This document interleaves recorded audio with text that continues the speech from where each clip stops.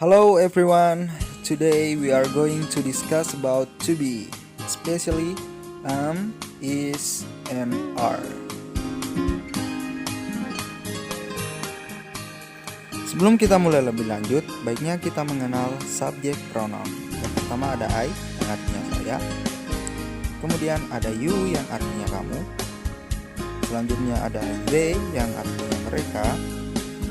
Ada we yang artinya kami atau kita. Ada she yang artinya dia perempuan. Dan ada he yang artinya dia laki-laki. Selanjutnya kita harus tahu pasangan dari subjek pronoun ini dan yang mana pasangan to be-nya. Yang pertama I, pasangannya you, they, we itu pasangannya are, sedangkan she, he, it pasangannya adalah is. Jangan sampai bertukar ya. Kemudian apa sih fungsi to be, is, are ini? Jadi to be, is, are ini bisa digunakan untuk membuat kalimat dengan kata sifat atau adjektif. Contoh, saya ingin mengatakan I'm fine atau artinya saya baik-baik saja. Saya ingin mengatakan ini sangat lezat, it is so delicious.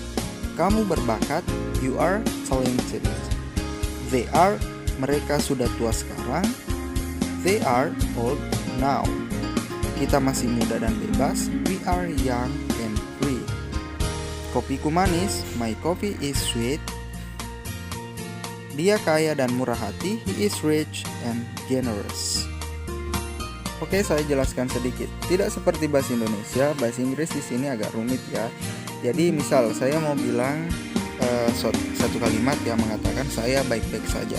Kalau seandainya kita terjemahkan langsung, mungkin bisa langsung saja misalnya saya, kemudian fine, baik-baik saja. Kemudian otomatis bahasa Inggrisnya I fine. Tapi di bahasa Inggris tidak seperti itu.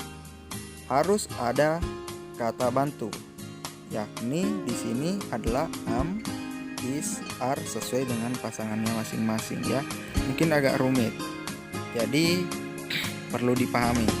Jadi apabila saya ingin mengatakan saya baik-baik saja, saya harus menambahkan kata bantu di pertengahan kalimat dan kalimatnya jadinya I'm fine. Saya mau bilang kamu berbakat, tidak boleh langsung you talented, tapi harus ada are sebagai kata bantu di pertengahan kalimat tersebut. Jadi kalimatnya you are talented. Kemudian fungsi to be, is, are plus noun. Jadi sama seperti jika yang tadi ditambahkan kata sifat, sekarang ditambahkan dengan noun atau kata benda. Contoh, saya ingin mengatakan saya adalah seorang murid. I am student. I am a student, bukan I shouldn't. Ya, tidak boleh. Harus disisipkan kata bantu di sana. Karena subjeknya I atau saya, maka otomatis pasangannya adalah dan begitu seterusnya. Contoh kedua itu mirip dengan contoh pertama ya, cuma nounnya beda. Nounnya adalah simple man. Jadi saya pria yang sederhana, I am a simple man. Kemudian contoh ketiga, Africa is a continent. Di sini Afrika pakai is karena dia singular subjek.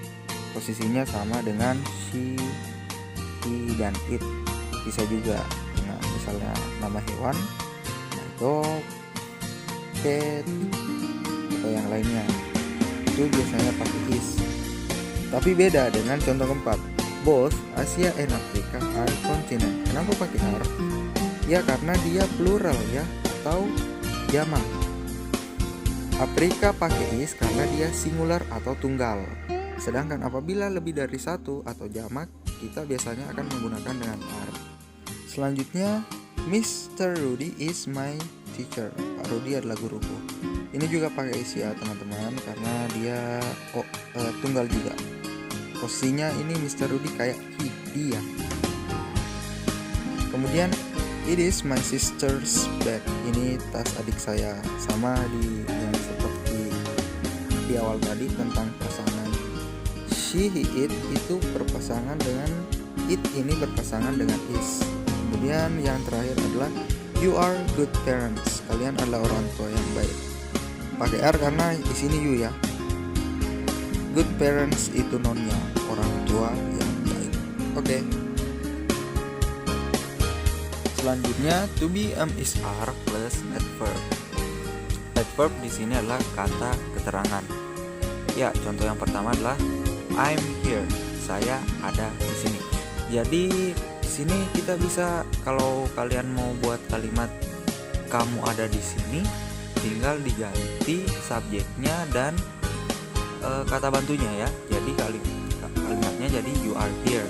Kalau misalnya kami di sini, tentu we are here, mereka di sini, they are here. Kalau dia perempuan ada di sini, she is here, dia laki-laki, he is here, dan seterusnya. Contoh berikutnya, it is on the table. Itu memang pasangannya is ya. Dan untuk contoh ketiga, you are in my office. Anda atau kamu berada di kantor saya. Nah, seperti itu, you pasangannya are. Jadi yang penting di sini adalah kita paham konsepnya. Tinggal dari contoh-contoh yang di bawahnya ini, cuma yang berbeda adalah subjek dan adverbnya. Ini bisa jadi kosakata baru buat kalian.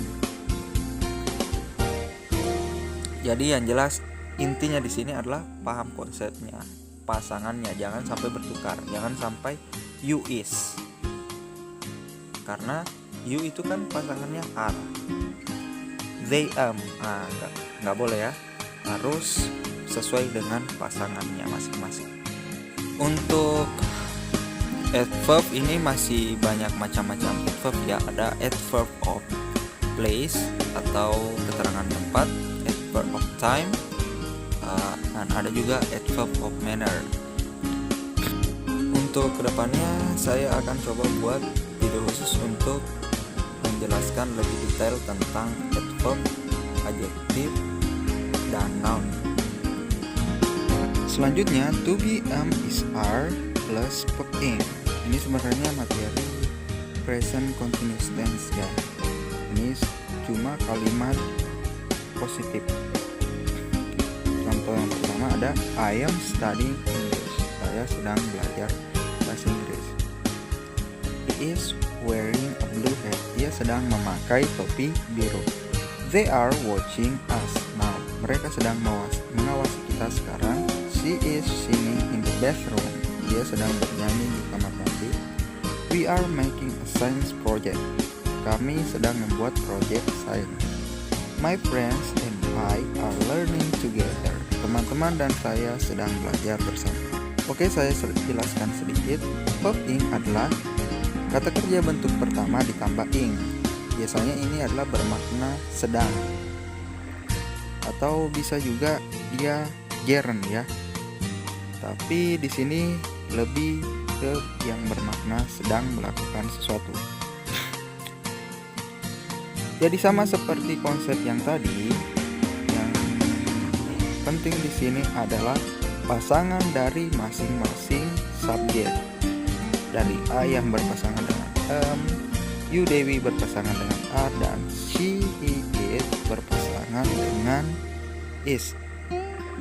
Dan untuk objek plural otomatis akan berpasangan dengan are ya.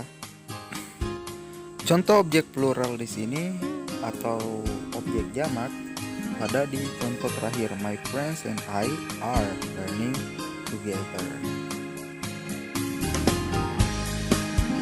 Penggunaan to be yang terakhir, to be MSR ini plus verb 3 atau kata kerja bentuk ketiga. Ini biasanya berarti pasif yang dari me kemudian jadi be. Contoh, this video is watched by many people because it's interesting. Video ini ditonton oleh banyak orang karena menarik. Bukan menonton ya, tapi ditonton karena ada is di situ, kemudian diikuti oleh kata kerja bentuk ketiga yang berarti ini dipasifkan. The floor is moved every day. Lantai itu dipel setiap hari. Students are taught by teachers. Para siswa diajar oleh guru.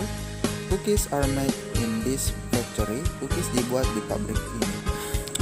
Sama seperti video-video sebelumnya, fokus di video ini sebenarnya adalah bagaimana kalian paham akan konsep MXR dengan pasangan subjeknya.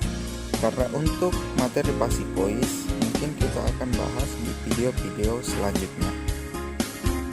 Jadi bagaimana setelah melihat video ini, apakah teman-teman sudah bisa membuat contoh kalimat sederhana dengan menggunakan to be MXR dengan pasangan subjek yang tepat?